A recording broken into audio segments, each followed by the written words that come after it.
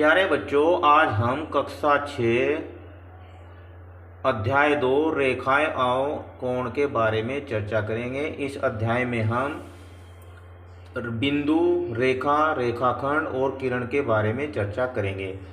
आइए एक एक करके इनके बारे में चर्चा करते हैं। बिंदु। बिंदु किसे कहते हैं? कागज पर एक पेंसिल के नुकीले सिरे से एक बिंदु डॉट अंकित कीजिए। सिरा जितना नुकीला होगा, बिंदु उतना ही सूक्ष्म होगा। यह सूक्ष्म चिन्ह आपको एक बिंदु की अवधारणा से अवगत कराएगा। एक बिंदु एक सटीक स्थान निर्धारित करता है, लेकिन इसकी कोई लंबाई, चौड़ाई या ऊंचाई नहीं होती। अब देखिए आप, ये कच्ची पेंसिल से आप ये डॉट लगाइए या इससे डॉट लगाइए, ठीक है। हम सुई से या प्रकार से भी डॉट लगा सकते हैं। अब आप देख रहे होंगे कि ये बिंदु बन गए, इसे बिंदु कहते हैं। पर इसकी एक बात होती है कि बिंदु की ना तो कोई लंबाई होती है, ना चौड़ाई होती है और ना ही कोई ऊंचाई होती है। बिंदु एक स्थान को इंगित करता है, एक स्थान को निर्धारित करता है और कुछ बिंदु के कुछ प्रतिरूप मॉडल निम्नलिखित हैं। ये इसके मॉडल हैं, इनसे हम क्या है, बिंदु बना सकते हैं। ये क्या है? ये प्रकार की नोक, ये पेंसिल का नुकीला सिरा जिनसे अभी हमने बनाया, और ये सुई का नुकीला सिरा। अब बिंदु को हम दिखाते कैसे हैं? बिंदु को हम ऐसे दिखाते हैं। अब यहाँ पर ध्यान से देखो बच्चों, ये क्या है? जेड। इस पॉइंट को हमने जेड से दिखा दिया। यहाँ पर एक पॉइंट और लगाया, इसे हमने पी से दिखा दिया, और इसको हमने किससे दिखाया? टी से दिखाया। तो हम बिंदु को अंग्रेजी के अक्षरों से इंगित करते हैं, दिखा देते हैं। जेड, पी, टी से व्यक्त भी किया जा सकता है। इसके बाद हम रेखाखंड के बारे में जानकारी प्राप्त करते हैं। अब रेखाखंड को देखते हैं। देखो, रेखाखंड, कागज के एक टुकड़े को मोड़िए और फिर उसे खोल लीजिए। क्या आपको कागज पर कोई मोड़, क्रीज का निशान दिखाई देता है? इस मोड़ से एक रेखाखंड, लाइन सेगमेंट की अवधारणा का आभास होता है। इसके दो अंत बिंदु ए और बी हैं। अब देखिए आप, हमने एक कागज मोड़ लिया। क्या किया हमने? ये लीजिए, हमने ये एक कागज मोड़ लिया। मोड़ने के बाद में अब आप देख रहे होंगे कि एक क्रीज सी नजर आई। ये क्रीज यहाँ से लेकर यहाँ तक एक क्रीज नजर आई। देखो ध्यान से, ये लीजिए, एक लाइन बन गई ना। क्या हुआ? एक क्रीज नजर आई।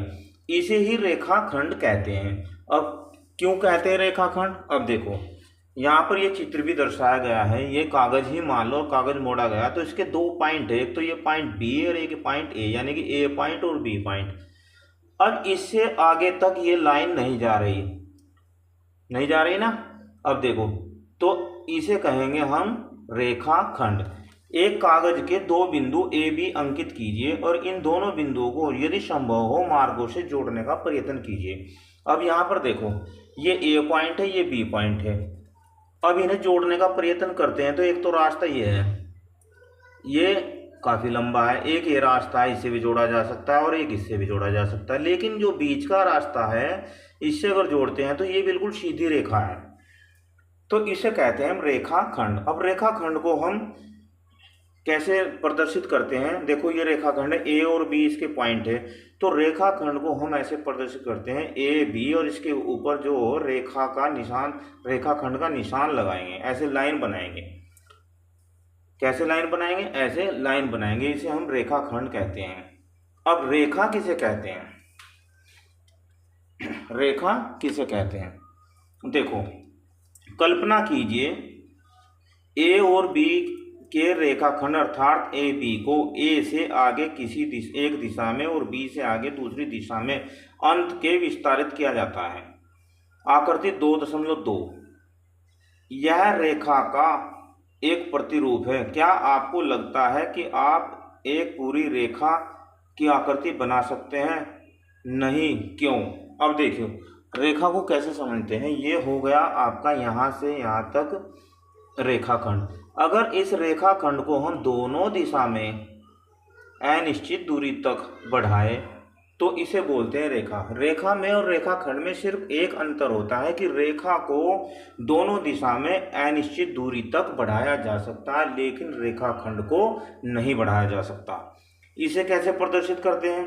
इसे हम देखो, ये ए बी रेखा है, तो ए बी के ऊपर हम ऐसे तीर के निशान दोनों रेखा बनाकर इसके ऊपर ऐसे इसे प्रदर्शित करते हैं। अब ये ना समझना आप कि ए बी ही दिखाएंगे, हम एम एन भी दिखा सकते हैं, एल एम भी दिखा सकते हैं, एम एन भी दिखा सकते हैं, पी क्यू भी दिखा सकते हैं।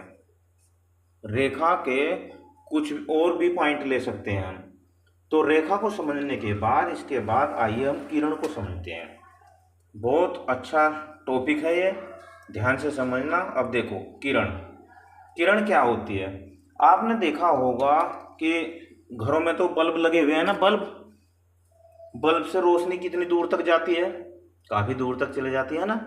टॉर्च, आपके घर में टॉर्च भी होगी, टॉर्च से जब टॉर्च जलाते हैं तो उसकी भी रोशनी काफ़ी दूर तक चली जाती है। सूर्य तो सभी बच्चों ने देखा होगा, सूर्य तो सभी बच्चों ने देखा होगा। जब सूर्य निकलता है तो उसकी किरणें कहाँ तक पहुँचती है? उसकी रोशनी सारे जहां में पहुँच जाती है। तो उससे जो रोशनी निकलती है वो एक तरफ तो नहीं जाती बच्चों, वो तो चारों तरफ फैलती है। तो देखो ये सूर्य है, इसकी रोशनी चारों तरफ फैल रही है। लेकिन किरण का सूर्य से कनेक्शन क्या है? देखो किरण किसे कहते हैं? किरण रेखा का एक भाग है जो एक बिंदु से प्रारंभ होती है, जिसे किरण का प्रारंभ बिंदु या आदि बिंदु कहते हैं। किरण एक ही दिशा में बिना किसी अंत के विस्तारित होती है। अब किरण का एक पॉइंट शुरू का, जहाँ से किरण निकलती है वो पॉइंट होता है, और फिर दूसरी दिशा में वह कहीं तक भी अनंत तक जा सकती है। अब देखो ये टॉर्च है, टॉर्च से जो किरणें निकलेगी वो भी काफ़ी दूर तक चले जाती है। सूर्य से जो किरणें निकलेगी वो भी काफ़ी दूर तक चली जाती है। ऐसे ये लाइट हाउस है, लाइट हाउस से भी किरणें जब निकलती है तो वह भी आगे तक कहीं तक जा सकती है।